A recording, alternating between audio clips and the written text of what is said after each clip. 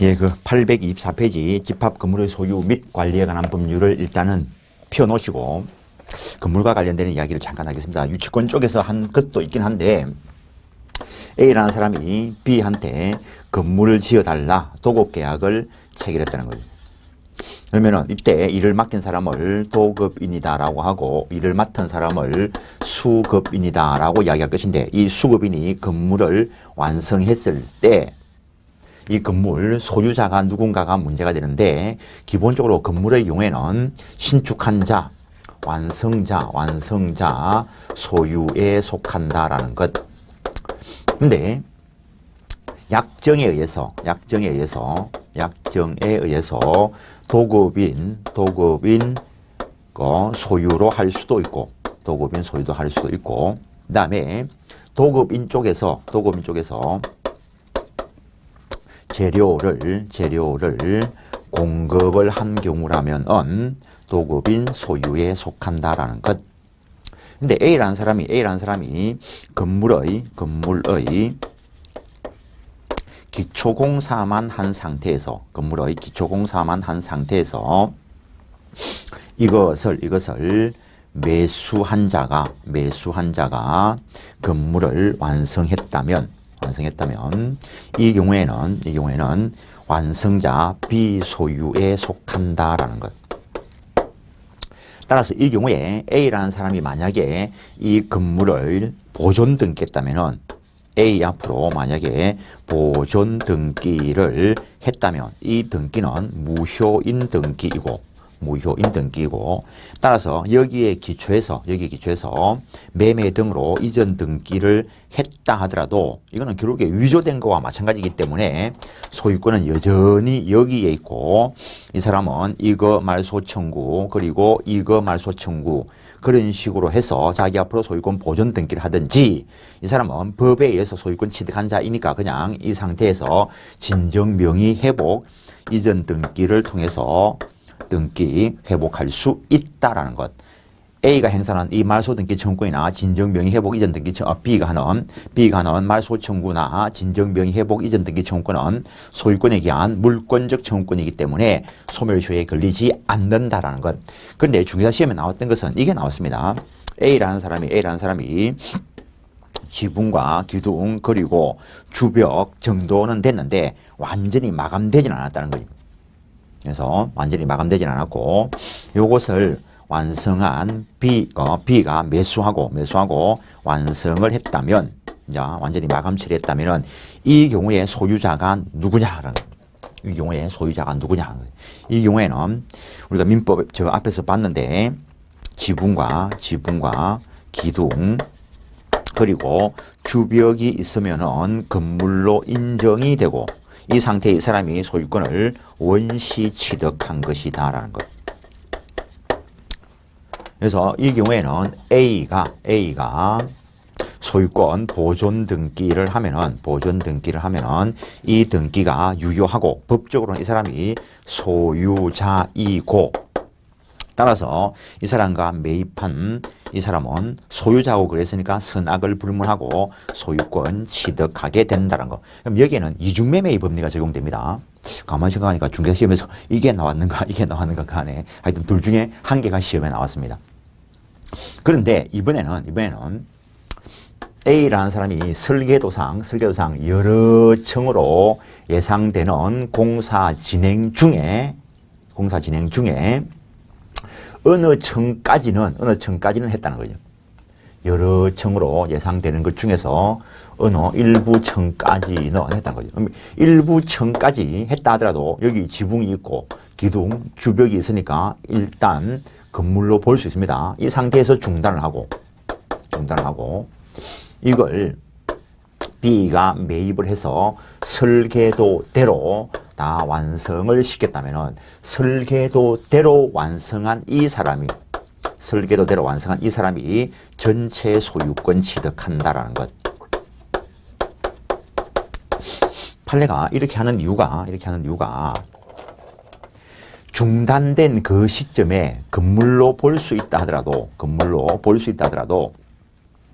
이걸 구분 소유로 할 것인지 단독 소유를 할 것인지는 나중에 가서 봐야 되기 때문에 설계도대로 완성한 자가 전체 소유권 취득한다. 이게 조금 앞에 나온 판례이고 그 뒤에 그러면 요 부분만큼은 A가 건축해 놓은 것이니까 그 부분에 대해서는 B에 대해서 부당이득 반환 청구할 수 있다. 그게 그 이후에 판례가 나온 겁니다. 하여튼 건물과 관련된 요것들이 시험 지문에 자주 뜨는 것이고 아직 요거는 시험에 안 나왔습니다. 근데 지금은 우리가 집합 건물의 소유 및 관리에 관한 법률을 하는데 기본적으로 민법의 법 원리가 적용되게 될 것이고 이거에 대한 특별법이 집합 건물의 소유 및 관리에 관한 법률이고 다음 이거에 대한 특별법이 주택법이다라고 볼 수 있습니다.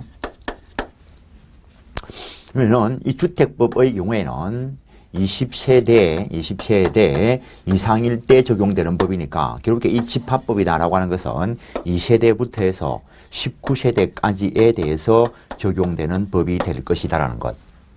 그래서 일반법에 대해서 특별법이고 그럼 이거에 비해서는 또 이것이 특별법이고 그 말은 특별법이 우선 적용되지만 그래서 동일한 조항이 있다 하더라도 가장 특별법이 우선 적용될 것이고 특별법에 조문이 없으면 다시 일반법이 적용됩니다. 특별법이 없으면 일반 법리에 따라서 처리할 것이고 그래서 바탕은 기본법인 일반법이 바탕이라는 거지.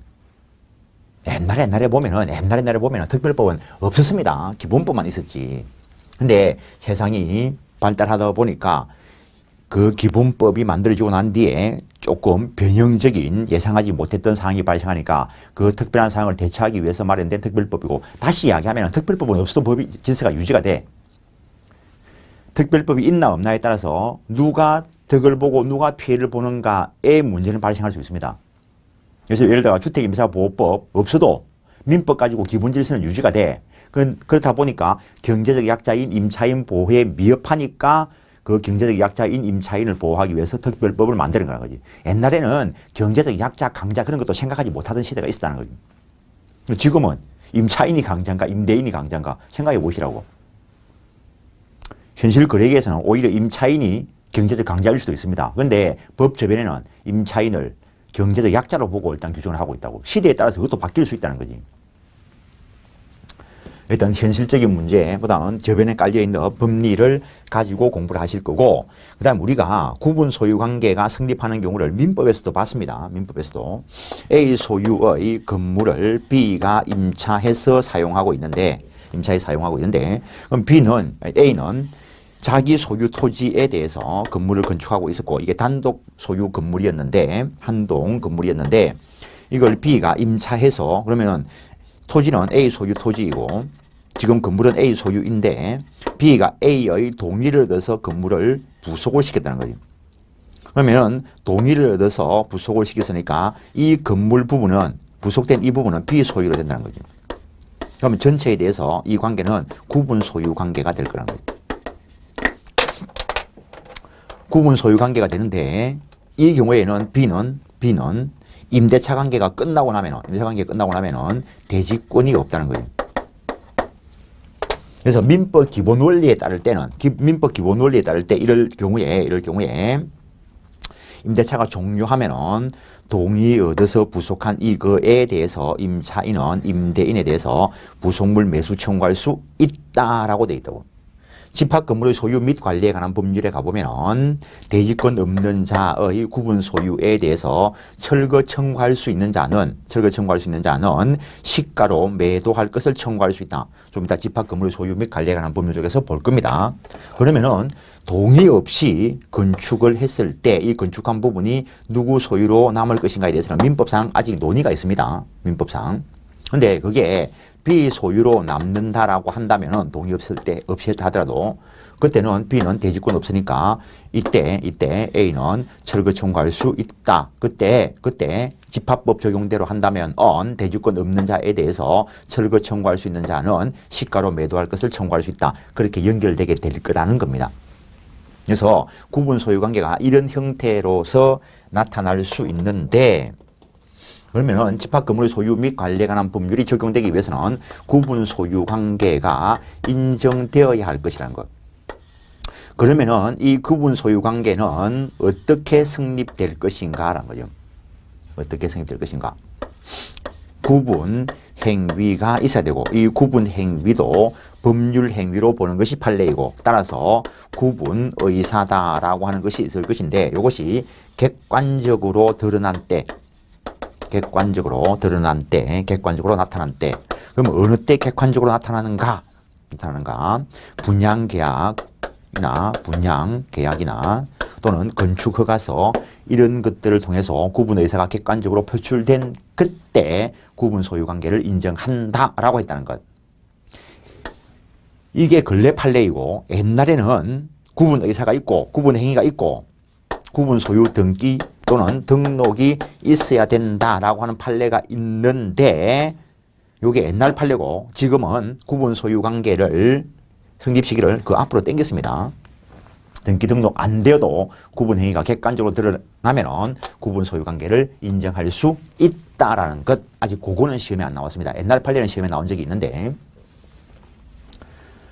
그래서 다시 이야기하면은 20세대 이상에 대해서는 주택법이 적용될 것이니까 집합법의 경우에는 결국에 2세대부터 19세대 빌라 정도를 생각하고 보시면 될 것인데, 근데 주택법에도 세부적인 내용이 없는 것들은 집합법이 적용되고, 거기에도 세부적인 내용이 없는 것들은 일반법인 민법에 따라서 처리할 것이다라는 것. 그래서 빌라 정도를 생각을 하시고, 건물이 하늘에 솟아 있는 것은 아니까 땅을 밟고 있을 거고, 그러면 요 건물 부분을 보면은 전유 부분이다라고 하는 것도 있고, 공용 부분이다라고 하는 것도 있다라는 것.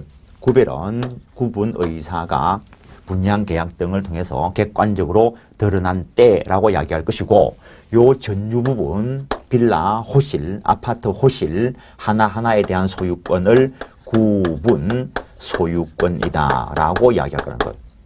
그러면 복도라든가 엘리베이터라든가 그런 부분은 공용 부분이 될 것인데, 이거는 결국에 공유 관계가 되지만 민법 공유하고는 다르다는 거. 이 공용 부분에 복도와 같은 구조상 공용 부분, 법정 공용 부분이다라고 이야기할 것이고, 그다음에 놀이터 같은 거 또는 기본적으로 호실 하나하나 여기를 관리사무소로 쓰는 경우가 있습니다. 그런 것들은 규약에 의한 규약상 공용 부분이 될 것이다라는 것.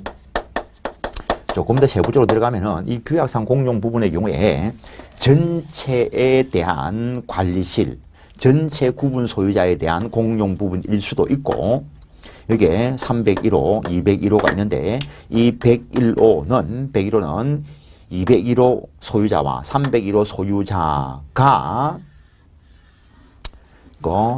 규약에 따라서 자기들만의 공용 부분으로 할 수도 있습니다. 그래서 공용 부분은 전체에 대한 공용 부분일 수도 있고, 일부 구분 소유자에 대한 공용 부분일 수도 있다는 것. 법정 공용 부분은 독립된 등기 대상이 아니라는 거. 규약상 공용 부분, 이거는 독립된 등기 대상은 됩니다. 그런데 이거는 표제부만 둡니다. 표제부만 두고 갑구나 을구는 두지 않는다라는 것. 그래서 만약에 이 201호와 301호 구분 소유자가 규약상 공용 부분으로 한다면, 원래 101호 소유자가 있다 하더라도 갑구 소유권 등기 말소시키고, 당연히 을구에 있는 것도 말소되게 처리해야 되고, 그리고 표제부에 규약상 공용 부분인 취지를 기재합니다. 규약상 공용 부분인 취지를 기재한다라는 것. 따라서 이 공용 부분에 대한 권리의 득실 변경은 등기 사항 아니다라는 것. 다른 약정 없이 그러니까는 여기 101호 규약상 공용 부분이 되었을 때 표제부에 201호, 301호 소유자가 기재되는 것이 아니고 201호, 301호에 대한 규약상 공용 부분인 취지가 기재가 된다는 거예요.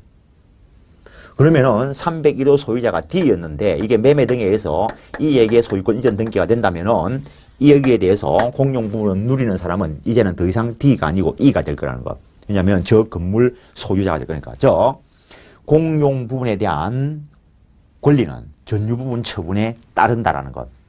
이 아파트 복도 같은 이런 것들은 독립된 등기 대상도 아니기 때문에 당연히 전유 부분 처분에 따르게 될 것이고, 이게 만약에 전유 부분 처분과 분리 처분이 일어나면은 어떤 사람들은 창문 열고 맨날 밧줄 타고 다녀야 되지 뭐. 생각해보면 당연한 이야기라고 이게. 그 다음에 수익이나 의무부담은 수익 배분이나 의무부담은 지분 비율에 따른다는 것.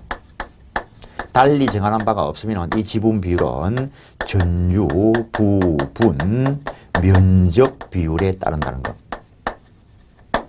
그러면은 이 공용 부분을 어떻게 사용할 것인가? 당연히 용도에 따라 사용.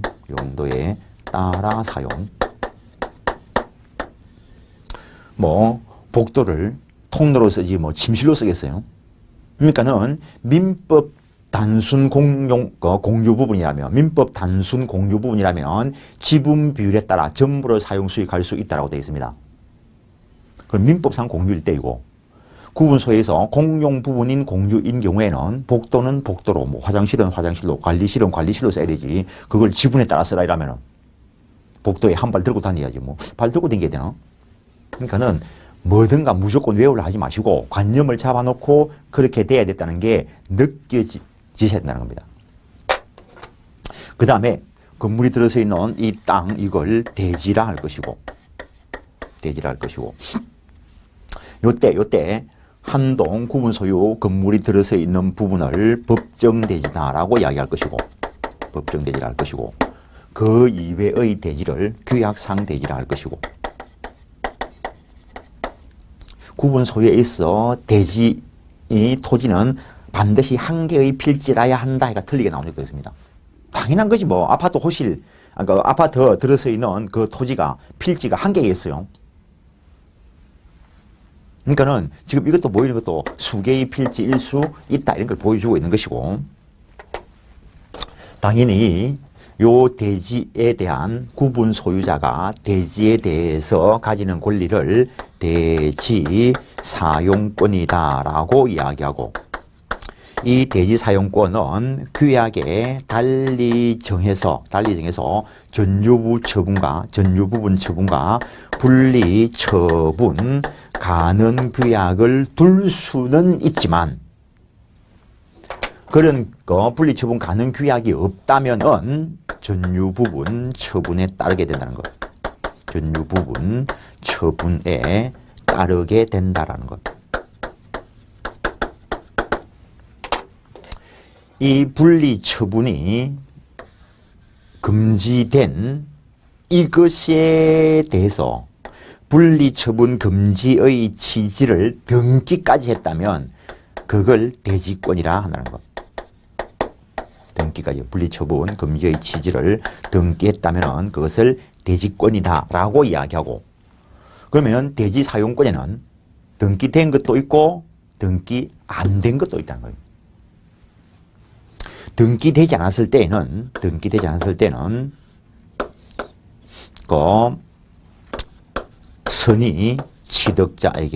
선의 물권 취득자에게 대항하지 못한다 해서 선의 제3자 보호 규정을 두고 있다라는 것. 그래서 뭐 아파트나 빌라를 건축하는데 두 개의 필지 위에 이런 식으로 건물을 했을 때 이쪽은 소유권을 취득을 해서 건물을 건축을 해서 여러 사람에게 분양을 했다면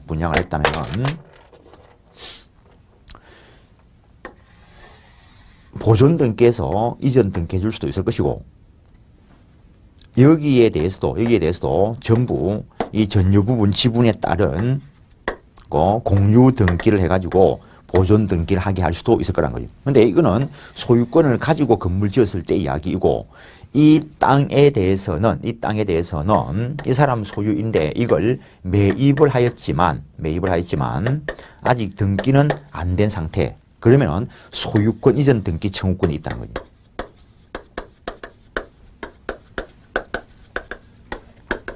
등기 청구권이니까 이거는 현실적으로 지금 등기가 안 됐다라는 거. 이것도 대지사용권의 범주에 들어간다는 거.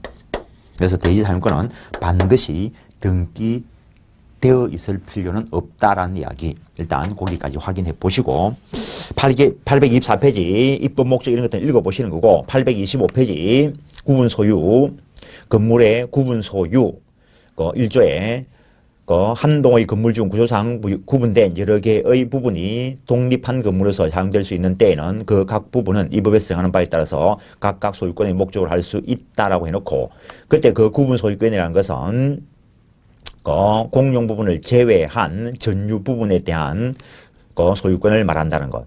그래서 구조상 이용상 독립성이 있어야 된다라고 해야 하는데, 구조상 독립성은 내 벽면이 칸막이 쳐져 있어야 되고, 이용상 독립성은 적어도 독립된 출입문이 있어야 된다는 것 정도. 그리고 옛날 판례에서 아파트 지하실은 구분 소유의 목적이 될 수 없다, 이게 시험 지문에 나온 적도 있는데 구체적 상황에 따라서 달라질 수는 있습니다. 참 중요한 시험이 그런 것들은 좀 걱정인데, 무조건 결론만 가지고 공부하는 건 옳지 못합니다. 그 상황에 따라서 상황이 바뀔 수가 있습니다. 근데 옛날에 나온 것들은 그런 걸 고려하지 않고 기초적인 상태에서 결론만 가지고 판례를 지문에 냈었는데, 요즘은 구체적인 사항까지도 좀 내고 있는데, 그러다가 보니까 지문이 너무 길어져 가지고 또 난리가 난 적이 있죠. 그래서 원리에 따라서 지문을 줄여서 낸다는 거죠. 그런데 기본적으로 3번에 보시면은 집합 건물인 상가 건물의 지하 주차장이 구조상으로나 이용상으로 독립된 경우라면 구분 소유의 대상이 될 수 있다. 아파트 지하실하고 집합 건물 상가 지하실하고 뭐가 다른데? 상황에 따라 다른 거예요. 상가이기 때문에 그런 것이 아니고, 아파트이기 때문에 그런 것이 아니고, 그 상황에 따라서 그 당시에 보니까 아파트의 경우에는 지하실을 구분 소유로 목적으로 할 수 없다고 평가되는 상황이었고, 상가 지하 주차장의 경우에는 구분 소유 대상으로 할 수 있는 상황이 되었다는 거예요. 그래서 지하실 지하 주차장을 독립적으로 운영하고 이러는 거지. 만약에 이것도 상가 건물 지하 주차장을 독립적으로 주차장으로 운영하는 그런 상황이 아니고, 상가 건물 소유자들에 대해서 활용하도록 한다면 구분 소유 대상이 될 수 없도록 할 수도 있습니다. 그 상황에 따라 다른 거란 거죠. 근데 어쨌든 판례가 확인한 거는, 그 상황에 맞게 판례가 확인한 것은 아파트 지하실은 구분 소유 목적으로 할 수 없다는 판례가 있고, 상가 건물 지하 주차장은 구분 소유 대상으로 할 수 있다는 판례가 있다는 것 정도. 문제가 나오면은 약자인 시험 치는 사람들은 거기에 맞게 문제를 풀어야지. 할 수 없죠. 구분 소유 설정 행위, 특정 부분을 구분하여 별개의 소유권의 객체라는 일종의 법률 행위다. 그래서 구분 의사가 외부에 표시된 때 인정되는데, 4번 등기 여부 해놨는데, 구분 의사가 객관적으로 표시되면 구분 행위의 존재를 인정할 수 있다. 따라서 826페이지 아직 그 건물이 집합 건축물 대장에 등록되거나 구분 건물로서 등기부에 등기되지 않았다 하더라도 구분 소유는 성립한다라고 했습니다. 일단 그 판례를 기억하십시오. 등기 여부, 등록 여부는 일단 불문한다는 것. 그 다음에 거기서 조문이 하나 날라갔는데, 5번 이래가지고 5번 상가의 구분 소유 법 1조의 2 그 인터넷 공부하시는 분들 법제처 법령 한번 찾아보십시오. 1조의 2 소위 구분 점포다라고 이야기하는데, 구분 점포 이 경우에는 구조상 독립성은 없습니다. 구조상 독립성은 없지만 구분 소유의 대상이 되는 게 있다는 것. 거기에 여백에 써놓으십시오. 건축법상 판매, 시설 및 운수시설이어야 되고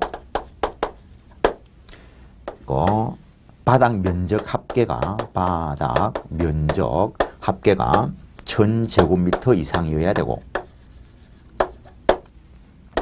그 다음에 바닥에 구분 표시가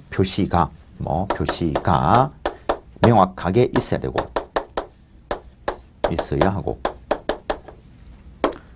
그리고 건물 번호 표지가 견고하게 부착되어 있다면 구분 소유의 대상으로 할 수 있다는 것.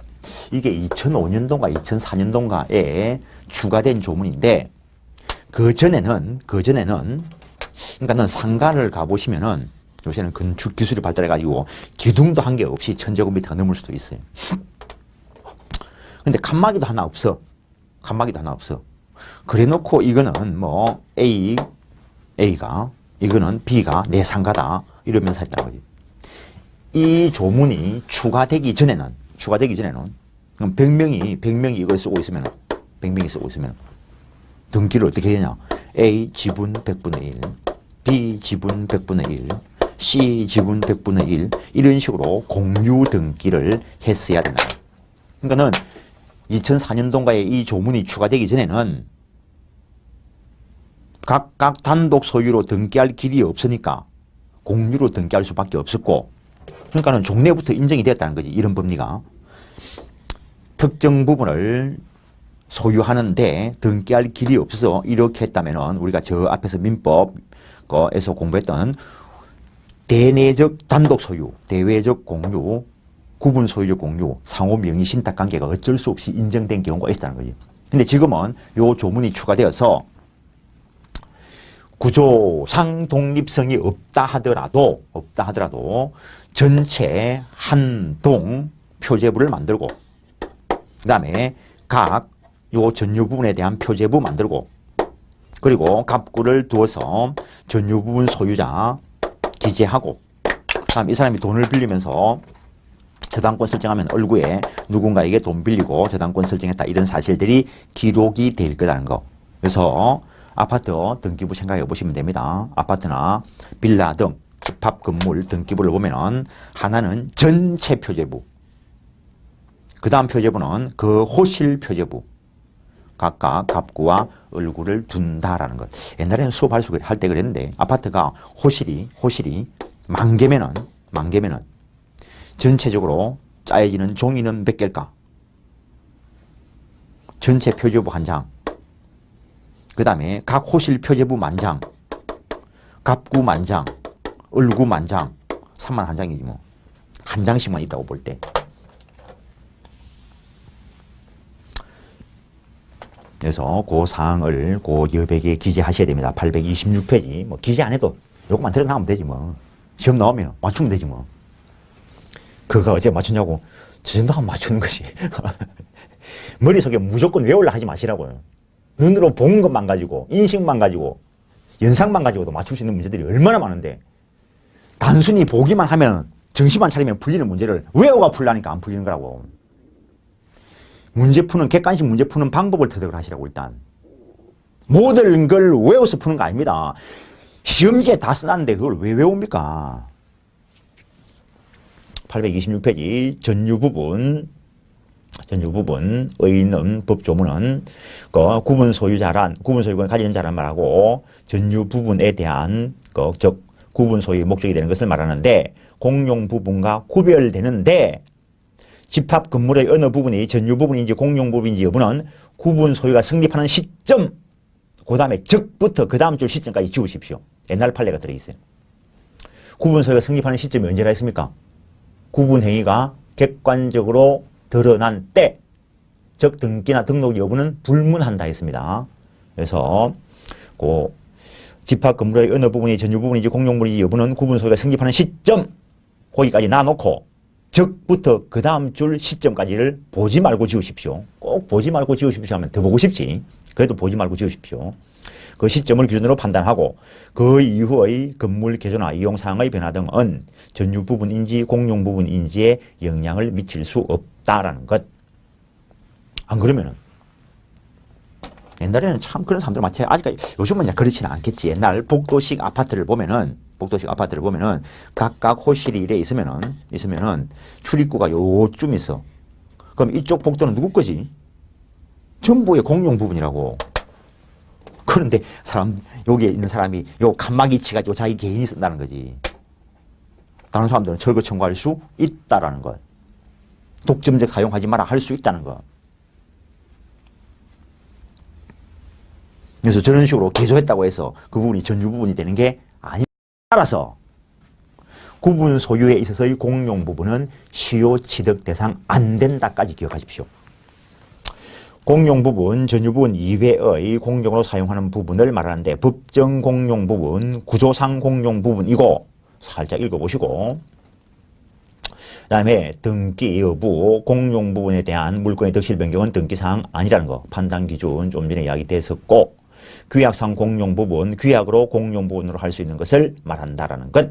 대지, 건물 서 있는 토지를 대지다라고 이야기할 것이고 한동 전유 부분이 속하는 건물이 있는 토지를 법정 대지라 하고 그 이외의 대지를 규약 대지, 규약상 대지라 한다는 것. 넘기시면 7조 대지 사용권을 가지지 아니한 구분 소유자가 있을 때는 그 전유 부분의 철거를 청구할 권리를 가지는 자는 그 구분 소유자에 대하여 구분 소유권을 시가로 매도할 것을 청구할 수 있다라는 것. 다음에 대지 공유자의 분할 청구 금지. 당연하겠죠. 이거 분할 청구를 마음대로 허용하면은 다음날 아파트 들고서 있어야 돼. 당연히 이것도 분할 청구 못 하겠죠. 이게 분할 청구되면은 진짜 창문 열고 날아다녀야지 뭐. 날개가 있으면 복도 안 만들어도 될 건데. 일단 828페이지 공유자의 사용권, 용도에 따라 사용. 그 다음에 공유자의 지분은 12조 전유 부분 면적 비율에 따른다. 그때 밑에 민법 조문을 살짝 이어놓은 거는 구별하시라는 거. 전유 부분과 공용 부분에 대한 지분의 일치성. 공용 부분에 대한 공유자의 지분은 그가 가지는 전유 부분 처분에 따른다라는 것. 공유자는 그가 가지는 전유 부분과 분리하여 공용 부분에 대한 지분을 처분할 수 없다. 당연한 이야기죠. 아파트 팔면서 호실에 대한 구분 소유권은 내가 판다. 복도 지분권은 못 팔겠다. 왜? 복도에 침대 깔고 누워 자려고. 말이 안 되는 소리지. 그래도 말이 안 되는 하는 사람들이 있다는 거지. 그건 미치는 거지. 항상 이야기하지만 우리는 정상적인 법대로 되는 경우를 가지고 본다 했습니다. 829페이지 공용 부분의 변경해놨는데 공용 부분의 변경은 구분 소유자의 4분의 3 이상 및 의결권 4분의 3 이상 결의로서 정한다.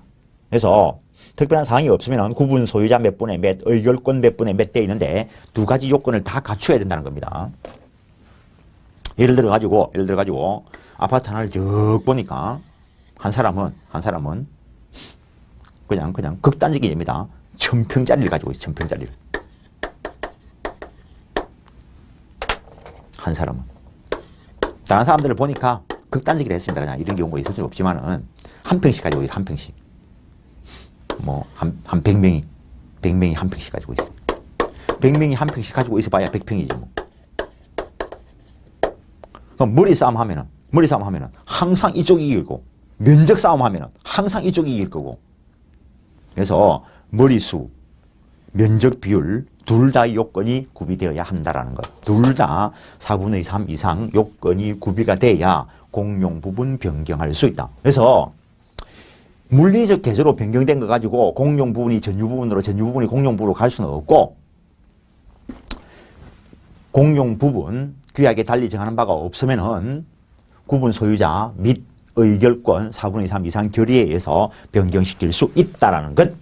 동그라미 2번 관리는 통상집회결의 통상집회결이라는 말은 과반수 보존행위는 각 공유자가 할 수 있다. 밑에 동그라미 3번에도 있고 그 밑에 있는 니은번이 시험에 나온 적이 있습니다. 당연히 내 책에 판례를 넣어놨는데 이게 시험에 나온 적이 있습니다. 집합건물의 소유 및 관리에 관한 법률에는 입주자 대표회의가 없습니다. 주택법 쪽에는 입주자 대표회의가 있습니다. 그래서 만약에 요 빌라 앞에 이 마당에 옆집 아저씨가 맨날 와가지고 고성방가를 하면 어떡하지? 어떻게 하기는 맞을까 싶어 가만히 보고 있어야지 뭐.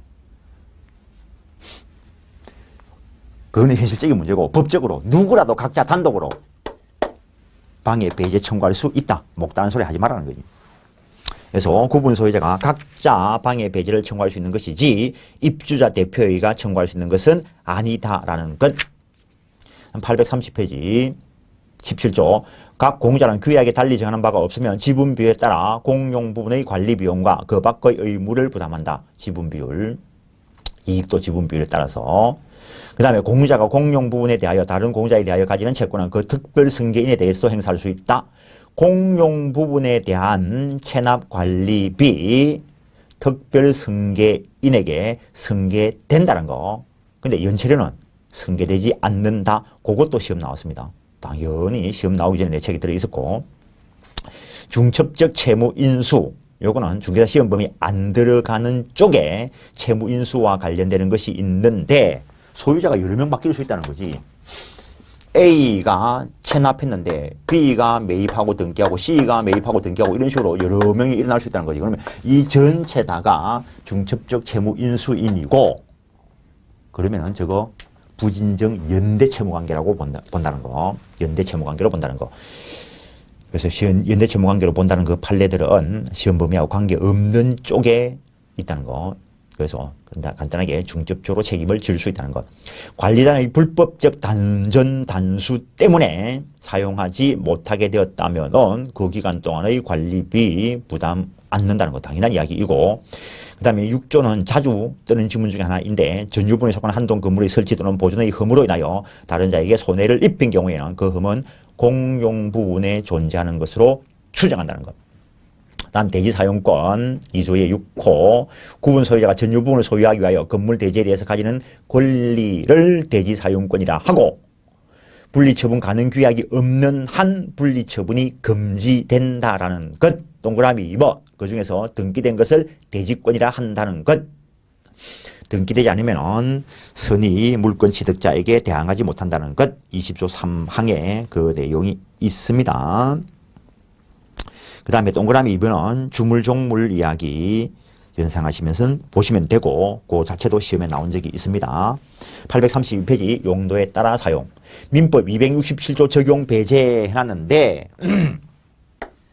이게 공유일 때 공유니까 A가 지분 2분의 1, B가 지분 2분의 1 가지고 있을 때 공유자 중 한 명 돼야 되겠네. 3분의 1씩 3분의 1. 이 중에서 한 명이 사망을 했는데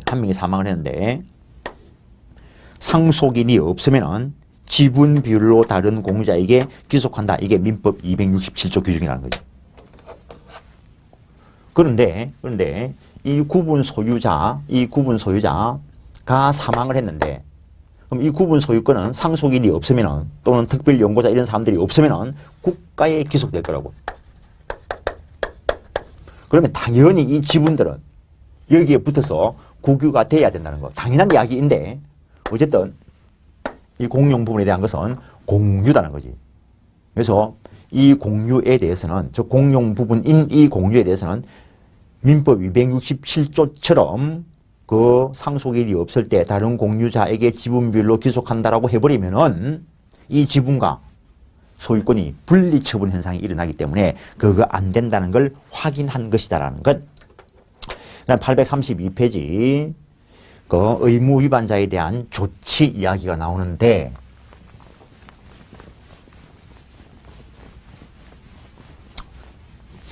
근데 주거용 빌라나 아파트에 어떤 사람이 음악학원은 좀 그래도 음악이 흘러나오는 게 괜찮나? 놀이방 이걸 운영을 하면 어떡하지? 뭐 그것도 뭐 애들이 요새 귀한데 뭐 애들 와서 놀면 괜찮나? 주점을 운영하면 어떡하지? 주점 운영. 옛날에 야간 술집 영업 정지할 때 누가 아파트를 빌리가 실제로 주점 영업한 게 있습니다. 9시 뉴스에 나온 적이 있습니다. 그거. 어떡하실 겁니까? 딱 보니까 내 집 옆에 호실 하나 딱 들어오는데 그게 막 뭐 휘황찬란한 주점이 운영되고 있어. 어떡할 겁니까? 술 마시러 가야지 뭐. 가기는 뭘까?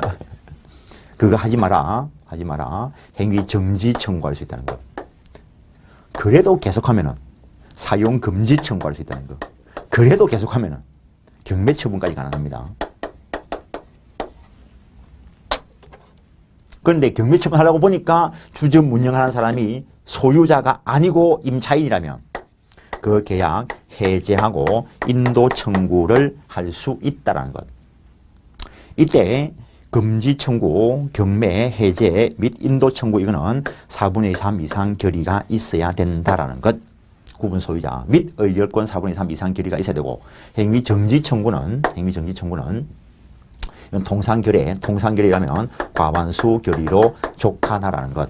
전부 다 뭐 지정된 구분 소유자가 할 수 있는데 서로서 할 때, 법원에 청구할 때 이럴 때 4분의 3 이상 결의를 요하고 요 세 가지는 전부 다 변명의 기회를 주어야 한다라고 되어 있습니다.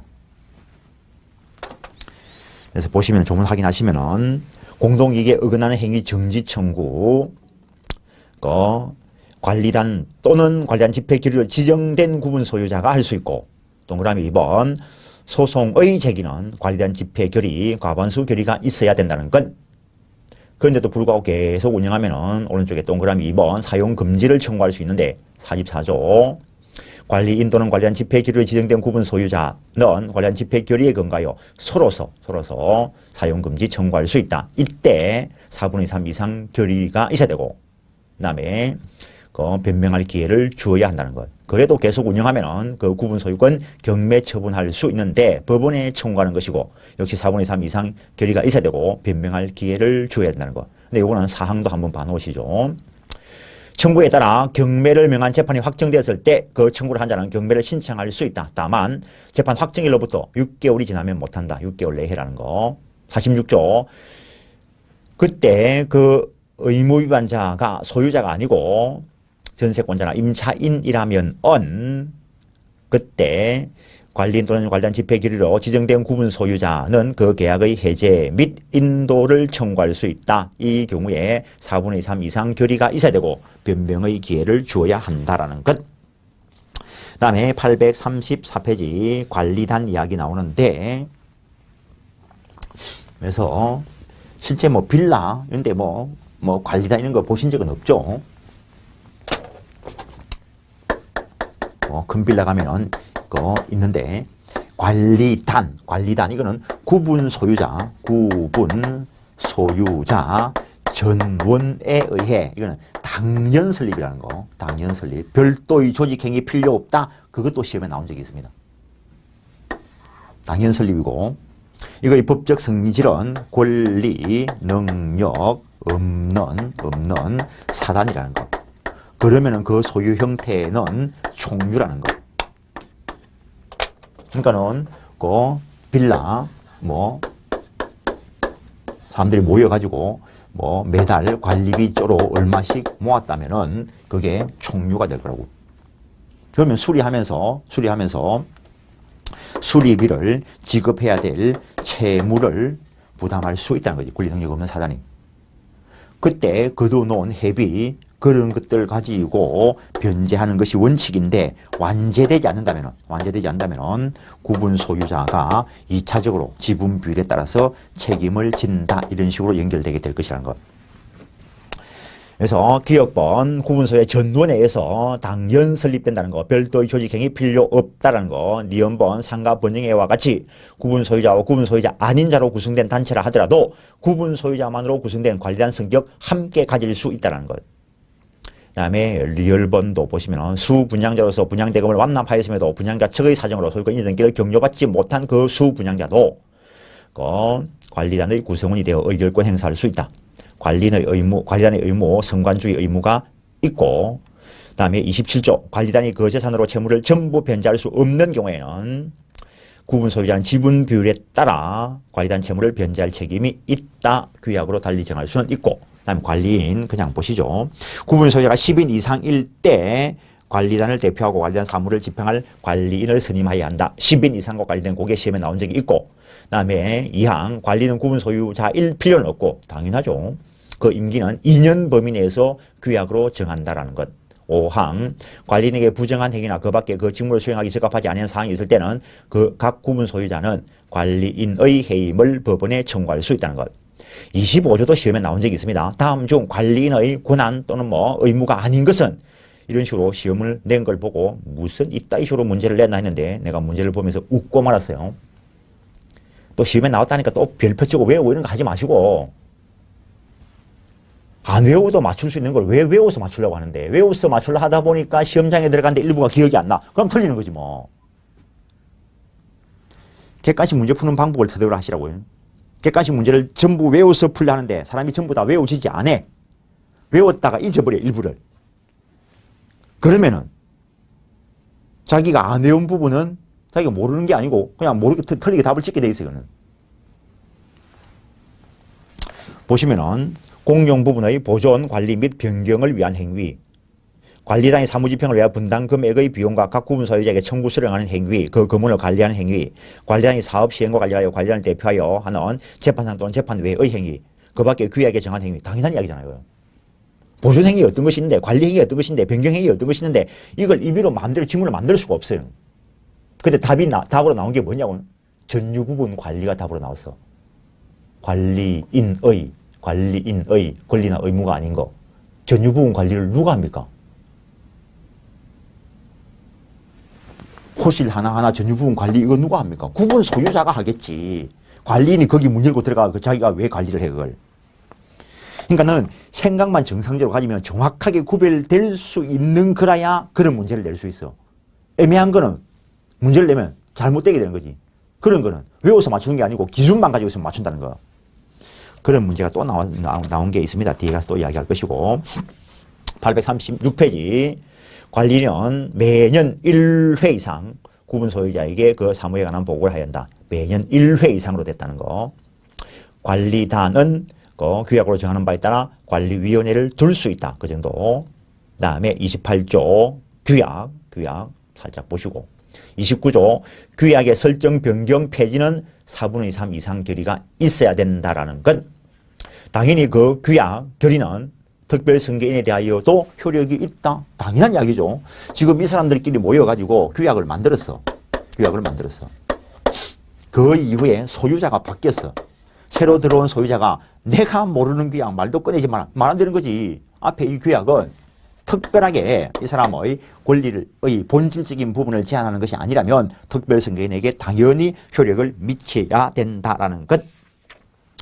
그 정도 하시고 상가 분양에서 업종 준수 의무. 이것도 내가 두 가지 특이한 사항을 봤는데 한 개는 개인적으로 질문받은 사항. 어떤 분이 이분은 합격을 해가지고 지금 어느 곳에서 중개사로서 정말 잘 나가고 있어. 너무 잘 나가가지고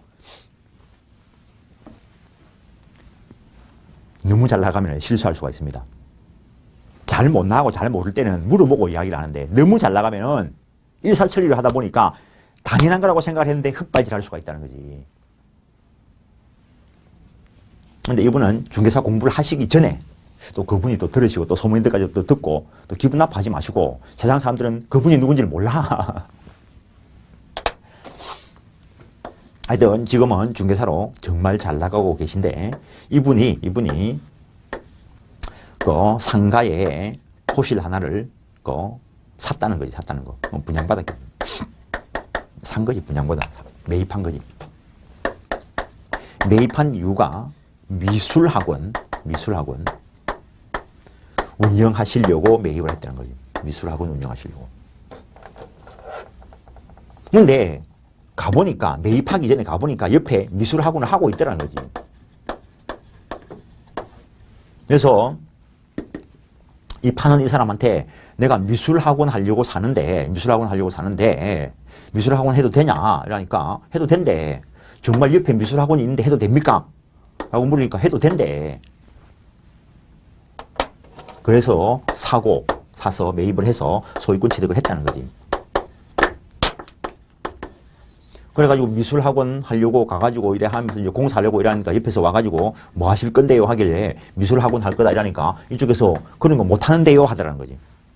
왜요? 이렇게 물으니까 동종, 업종 제한 규약이 있다는 거지.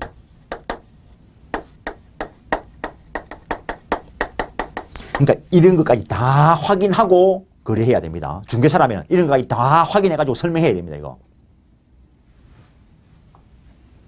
난리가 난 거지. 난리가 난 거. 자기는 미술학원 하려고 샀는데 그 자리는 미술학원 할 자리고 다른 거 할 자리가 아닌데 전화가 왔어요. 유 선생 어떻게 하면 좋냐고.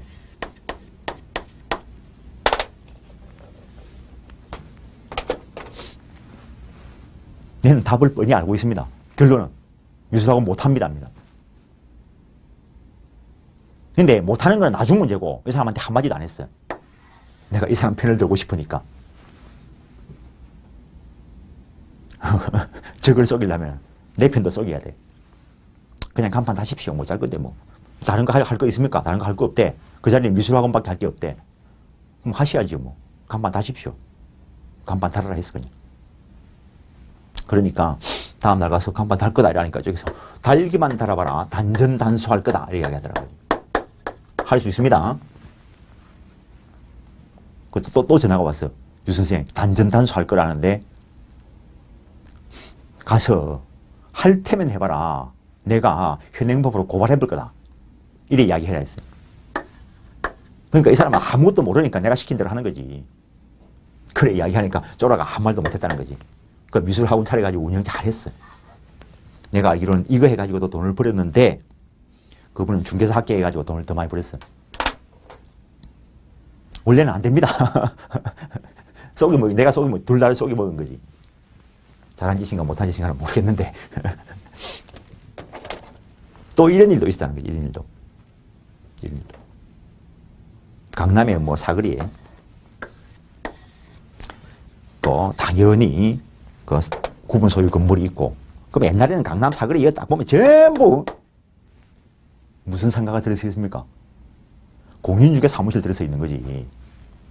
그런데 어느 한쪽에 딱 보니까 공인중개 사무실이 딱 한 개 있고 여기에 세탁기가 딱 있더란 거지. 그러니까 이쪽에 직원, 중개사 자격증 있는 이 직원이 딱 보니까 요 중개 사무실 하면 끝내주겠다라는 거지. 이쪽에 중개 사무실이 있고 그래가지고 이 세탁소하고 있는 아저씨를 만나가지고 이거 내한테 넘기라고 이 직원이 그런 거지. 이 직원도 법을 모르는 거지.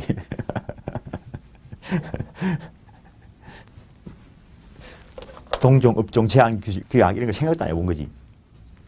그러니까 싹 하고 이 사람이 싹 비우고 밤새도록 인테리어 해가지고 다음날 간판을 닦다는 거지. 간판을 닦다는 거지. 그러니까 이쪽 중개사 아저씨가 동종, 업종, 제한, 규약을 들고 와가지고 막 한 거지.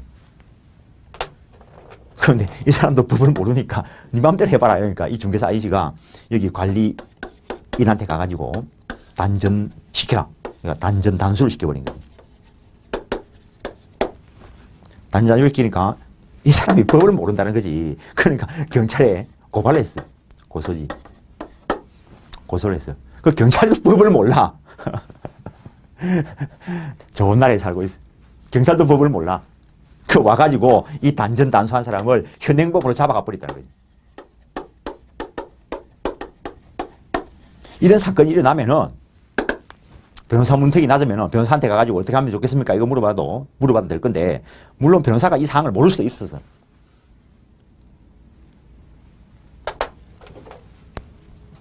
사람이 체포돼 버리니까 이 아이씨가 막 겁을 먹은 거지.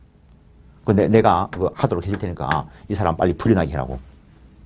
이래가지고 이 사람은 이제 그 체포 안 하는 조건으로 이 사람이 이제 중개업을 하게 됐다는 거죠. 한 명이라도 법을 제대로 알았으면 이 사람은 절대로 중개업 못 해, 이겨.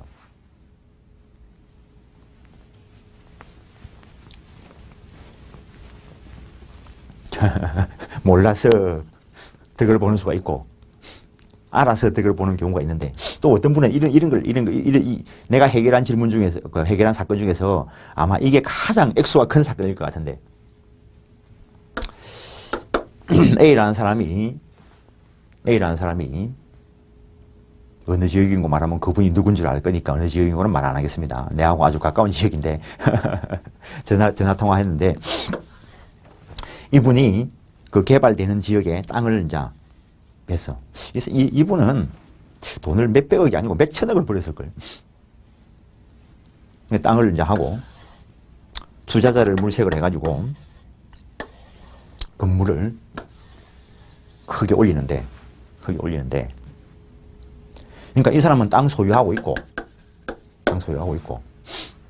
이제 건물을 올리면은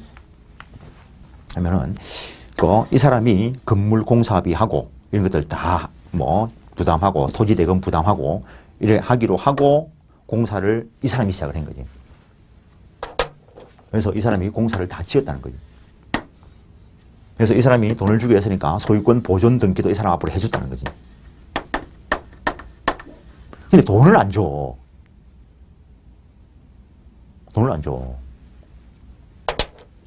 그래서 이 사람이 사람을 고용을 해가지고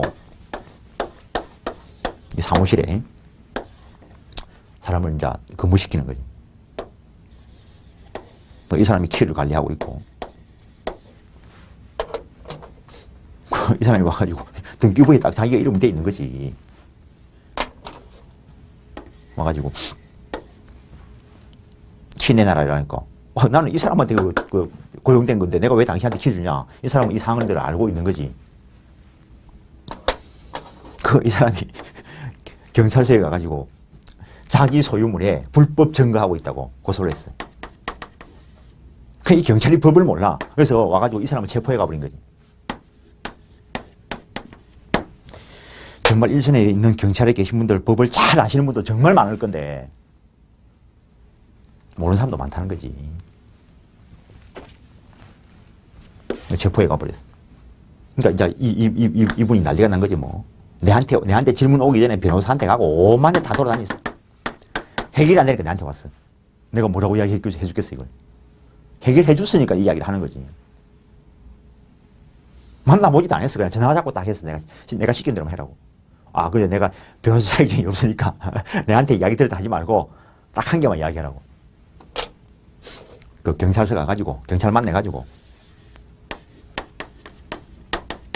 당신 유치권 아냐? 만약에 이 사람 석방 안 하면은 당신을 고소하겠다. 두 말도 안 하고 키 주고 풀어주더라는 거지. 이 사람은 돈 받을 때까지 유치권 행사할 수 있어요. 여기에 걸린 돈이 얼마겠어요?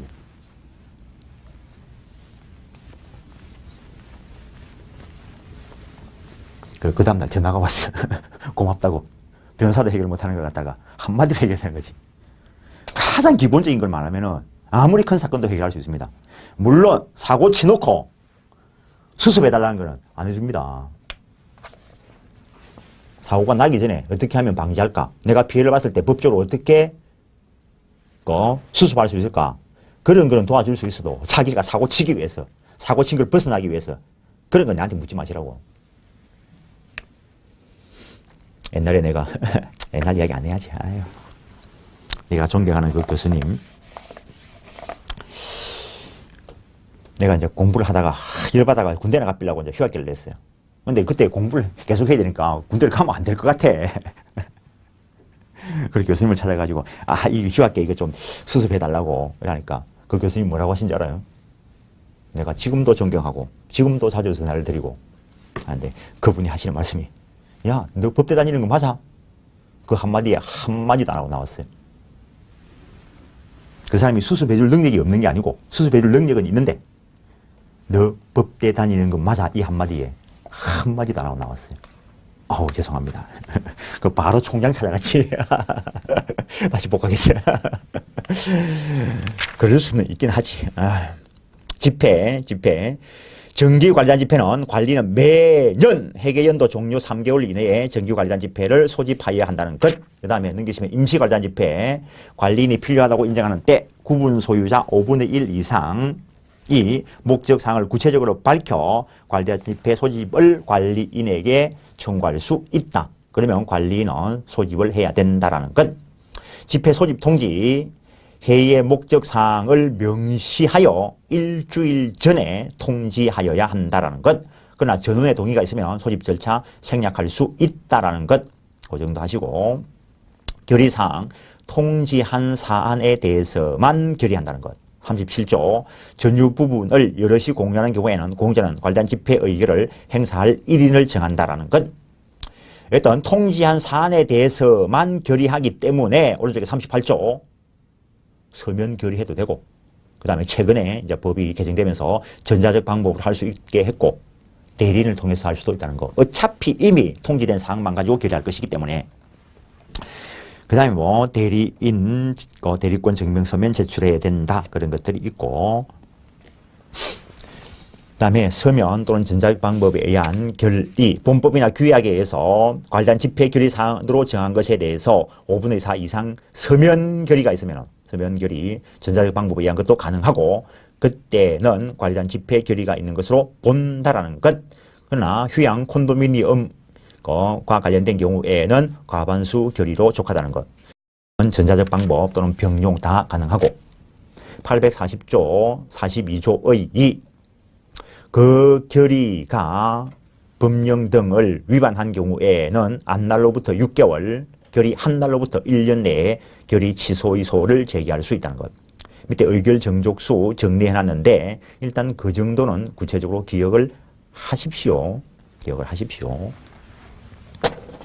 5분의 1, 이 필요한 게 임시관리단 집회 소집이고, 4분의 3 이상 결의가 필요한 게, 4분의 3 필요한 게, 기본적으로 사용금지라든가, 사용금지, 경매, 그 다음에 계약의 해제 및 인도 청구, 그 다음에 5분의 4 이상 결의가 필요한 거, 5분의 4 이상 결의가 필요한 거, 본법이나 규약에 의해서 관련 집회 결의 사안으로 정한 것에 대해서 서면이나 전자적 방법에 의한 결의를 할 때 5분의 4 이상 결의가 있으면 관련 집회 결의가 있는 것으로 본다라는 것. 그 다음에 재건축 결의라든가 재건축 결의, 그 다음에 건물 가격 2분의 1 초과 멸실 시 복구 결의. 그 다음에 전원의 동의가 있을 때는 전원의 동의를 필요로 하는 거, 소집 절차 생략.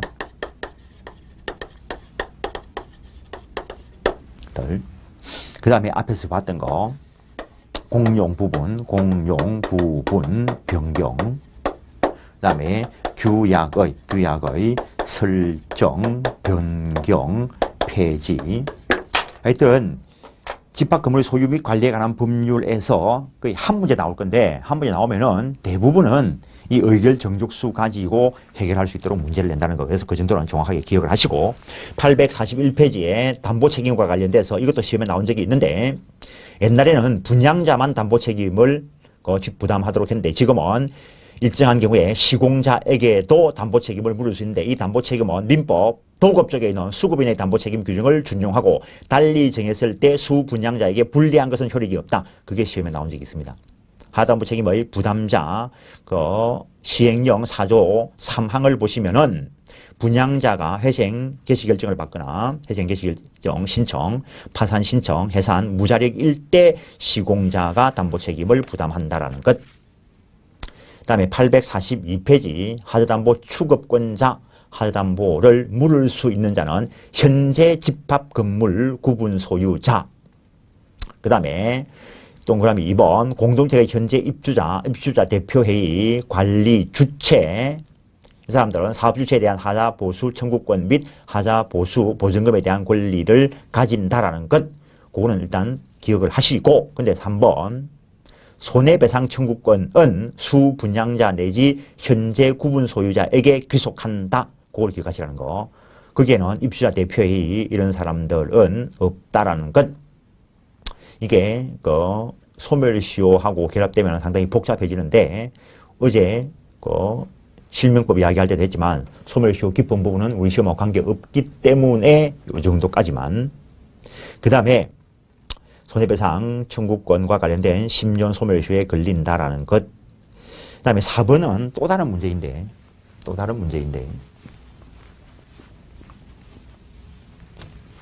4번은 또 다른 문제인데 원래 도급계약의 경우에 건물의 경우에는 완성된 후는